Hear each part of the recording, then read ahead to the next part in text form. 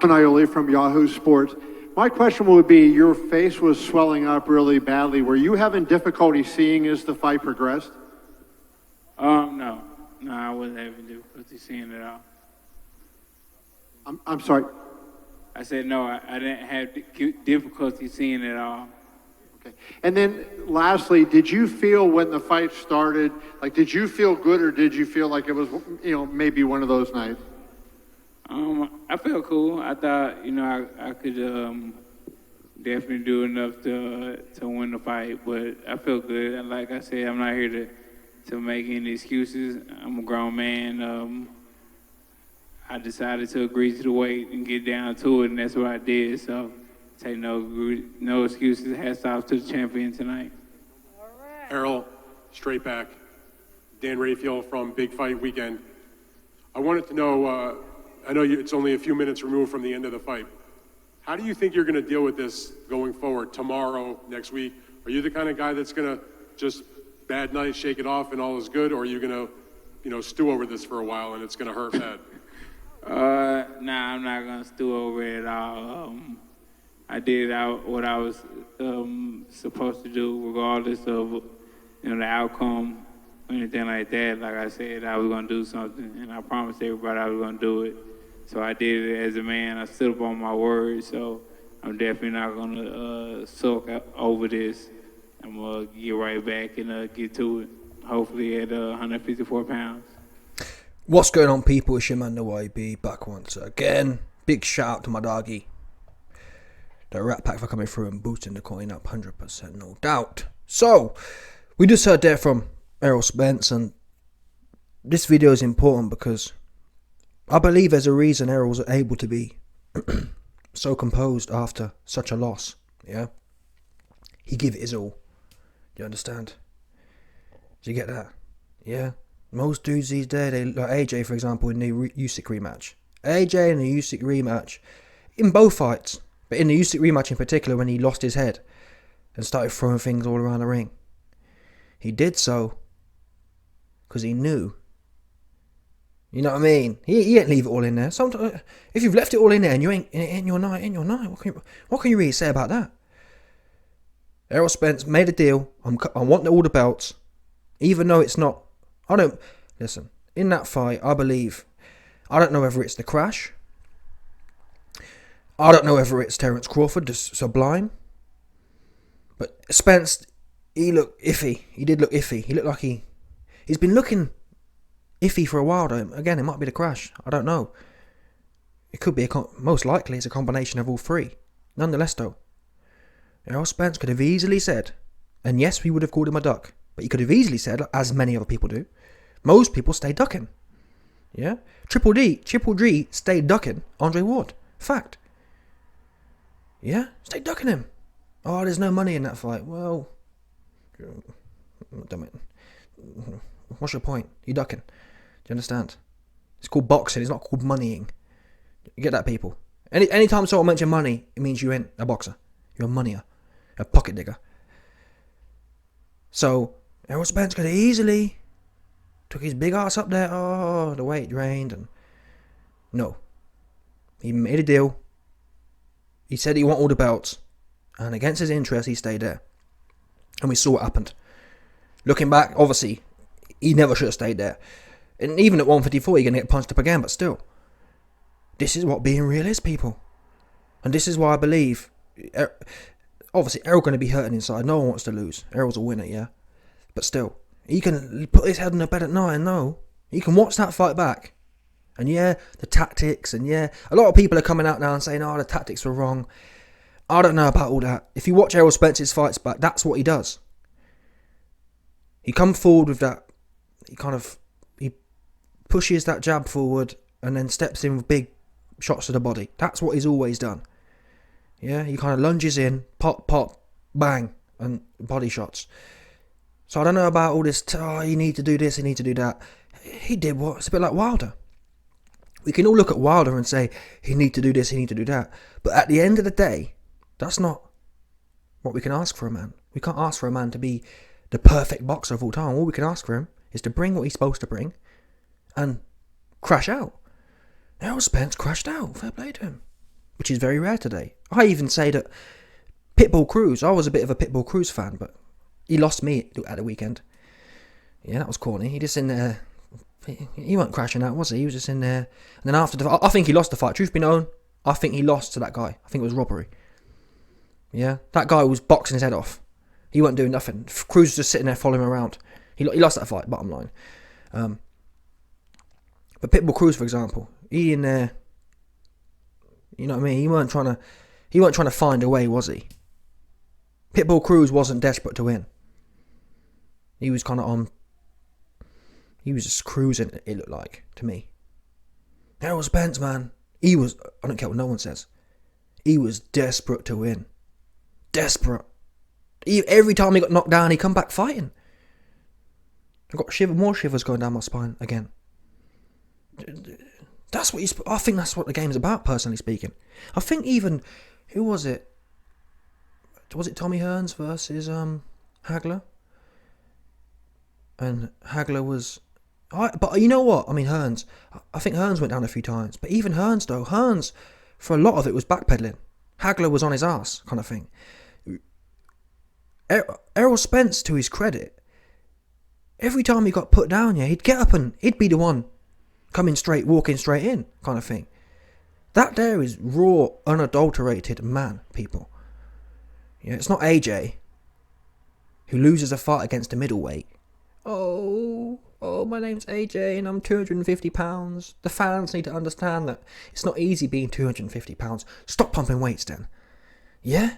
If your big ass got a problem with being big, stop pumping all them bicep weights that you be doing. I don't care what no one says. There's no way AJ, is that bulbous and he's not pumping weights. He's pumping weights. Stop pumping weights.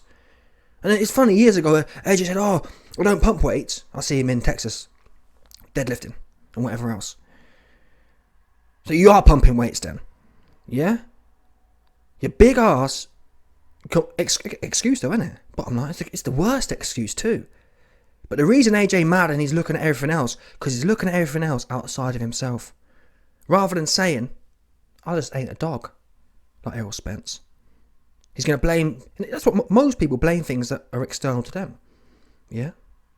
Oh, well, it's this happened in my life 20 years ago, so that's why. Yeah? Oh, yeah, but I'm 250 pounds fighting a 220 pound man. That's the reason why I couldn't get it done. What? No, AJ, that's not the reason at all. In fact, the fact you're 250 pound and you're fighting a middleweight is the reason you're supposed to win. You goofball. It makes you wonder who around these guys. Who around them? I bet there was some cornball like Angel Fernandez in the corner of AJ saying, "Oh, don't worry, champ. It's because you're 260 pounds and he's only 220." Said no heavyweight fighting a middleweight ever. Yeah, apparently AJ the only man who can't put a massive weight advantage to his benefit. I've never heard of that before. I'm bigger than the guy, so it's harder for me. Wow, that's amazing. It's amazing what you've mentally done there to justify the fact you can't get stuck in. Oh, and then he comes out, I'm a road man. I watched Big Meech. Okay, you've lost your head. To be fair to Spence, and Crawford, both of them, man, really, they don't be giving it that one, do they? Oh, I'm actually a gangster. I never really watched boxing, I'm a gangster instead. Wow, that's bad, people. That is the corniest thing more or less the corniest thing you can say. Oh, I'm not a boxer because I'm a gangster instead. Wow, and you just got punched up by a 200-pound man. Yeah, proper gangster you, ain't you? You know what I mean? AJ need to watch this and this is what he need to do. Who he fighting, Dillian White? Either way though, whoever he fight. Yeah?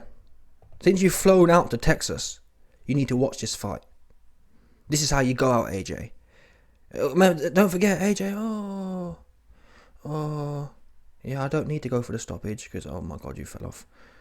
Oh, you have lost your head, AJ, haven't you? Anthony lost his head. You have proper lost it. And let's be real here. He's proper lost his head. And to be fair to Errol Spence said before the fight, and that's what I've gained to respect. Before, I'd be... don't get me wrong, I enjoy rah-rah. But now, it irritates me when people lie. If you give it all this year and then do the opposite, that pisses me off the most. Do you know what I mean? Like McTapper, for example. I can't stand the guy. He talked too much and ain't doing nothing he'd be talking about.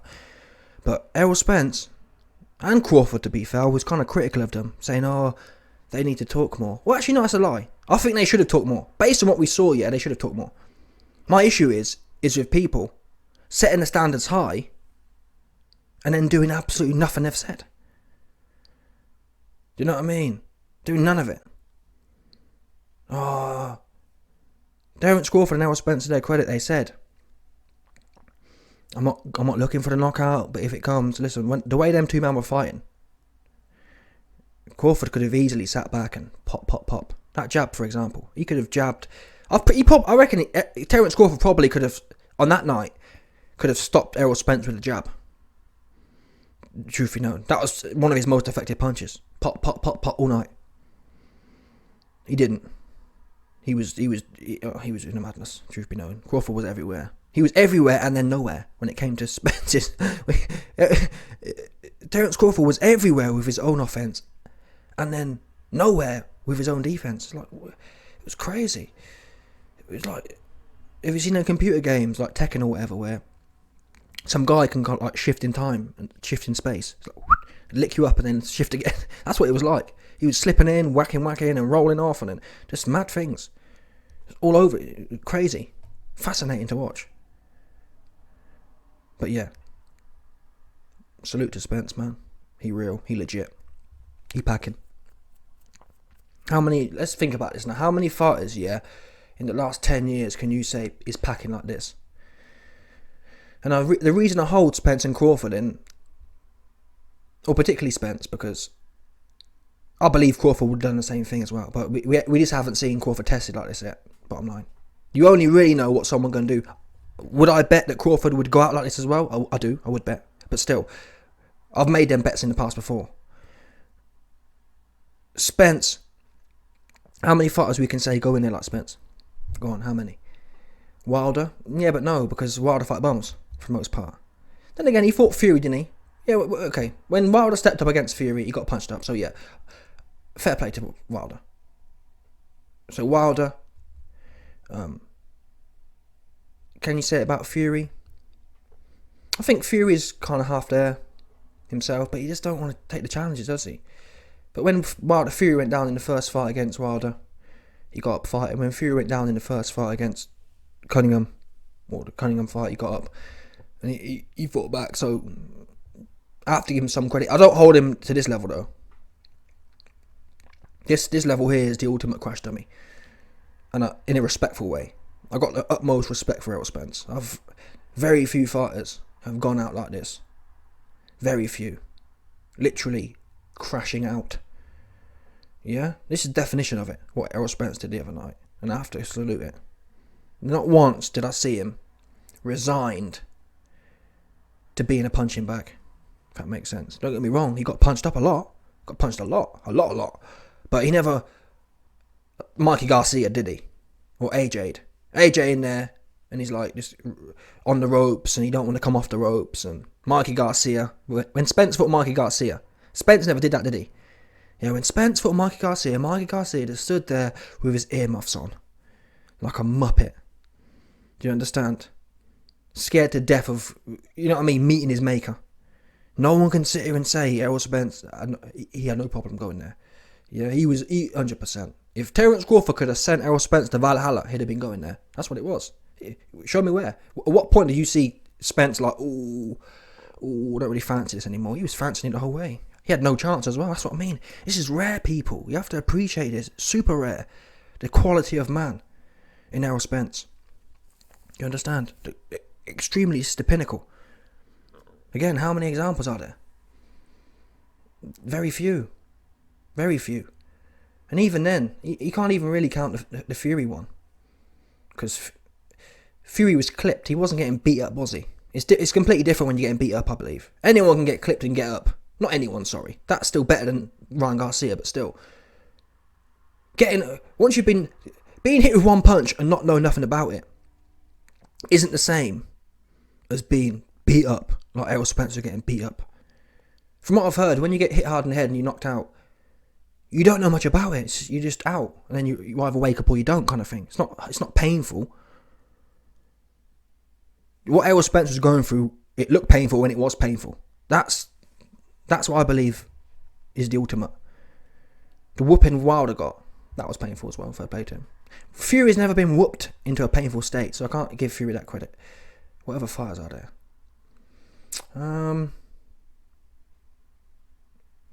Devin Haney, another cornball. Yeah, do you know what I mean? Devin Haney gave it all the rah-rah for the fight. He went in there. Oh, daddy, the right hand hit me in the mouth twice. Oh my god. Yeah, sit down somewhere, fake Devin Haney looking ass. He ain't a real dog. He's not. Devin Haney, you're not a dog. Shakur, he not a dog either. Shakur be doing too much politicking in the ring. Ooh, boop, boop. Yeah, he ain't a dog. He might be for what it's worth. He a boxer. Fair play. Devin Haney and Shakur Stevenson are great boxers.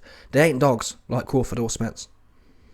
Even Crawford's a great boxer, but he's a dog as well. He'd knock your ass out. He's knocking everyone else out. So, it's, you know what I mean? There's levels to this game. And yeah, there's levels. Big levels. Big levels. Who else is there? I'm trying to think. Very few people. Very few. A handful in the last few decades who really want it like this. Like Spence wanted it. He was desperate to win. You know what I mean? And I wish there was... Well, I'm happy Errol Spence has got money, because at least, you know what I mean? He's never going to be broke again. He deserved that. He's earned that in my book now. Yeah? And it's important to make this distinction, because up until this point, you could kind of say, oh, Errol Spence is just an on-top fighter. How many flap-track bullies have we seen over the years who were good at beating people up? Even Mike Tyson. I have to say that as well. Mike Tyson was great at beating people up. When did you see Mike get off the floor and come fighting back? Again and again and again. You didn't really, did you? Yeah? He went in there with Lennox, got hit a few times and jumped on the floor, essentially. He didn't really want no more. Yeah, he was washed up. But even so, you know what I mean? Like, there's a reason you have to hold this guy. I think Holyfield's done a few good things as well like that, similar to that. Yeah, so yeah, I think the old school's different, but there's more examples of old school hard dudes than there are the new school. The last 20 years has been shoddy. I'm trying to think. Yeah, there's very few. So salute to Errol Spence, man. And if there was a medal for second place, he'd be getting it in my book. I just hope that the rematch for him goes better for him. Do you know what I mean? I'd like to see... I'd kind of like it to be a clean one. Like this Terence just catches him. You know, Avanesian. And me and my friend were talking and we said, Avanesian actually did a better job. Avanesian was doing alright until he wasn't, kind of thing. Avanesian wasn't getting battered, was he? Avanesian did a better job than Errol Spence. I'd like to kind of see it go like that for him next time. Errol Spence is having a little bit of success and then he gets clipped and it's just kind of, oops, you know what I mean? I wouldn't want to see that again, truth be known. He deserved more than the whooping that he got in that fight, I feel. And I worry about his, I don't know, yeah, I just worry about, because Crawford a bad dude, man, he bad. And if Crawford's drained at 154, and now if Crawford was drained at 147, which we're hearing is the case, and he goes up to 154, I don't believe we've seen the peak of Crawford yet. This is it. That was his best fight ever. And Crawford's saying, I was drained. Like, damn. And yeah, Errol Spence is drained too, but, you know what I mean? I wouldn't want to see anything worse than what we saw the other night. Because, yeah. But anyway, man, salute to Errol Spence. Let me know your thoughts, people. Smash the like button, subscribe, and like off the bar 100%, no doubt.